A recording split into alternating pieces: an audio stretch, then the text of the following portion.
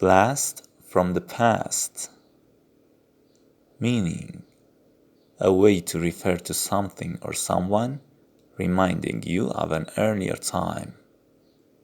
Example, what a blast from the past. I haven't heard that song in years.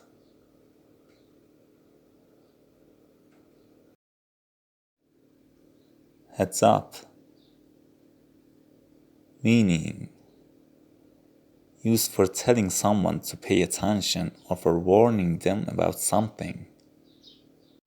Example, this machine is used to trim grass. Please handle with care. Beat around the bush,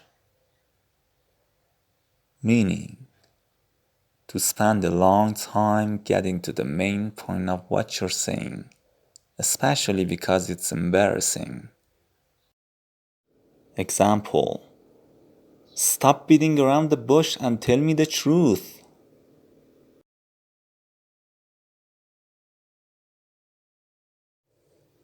Sick and tired of someone or something, meaning annoyed about or bored with someone or something and unwilling to put up them any longer.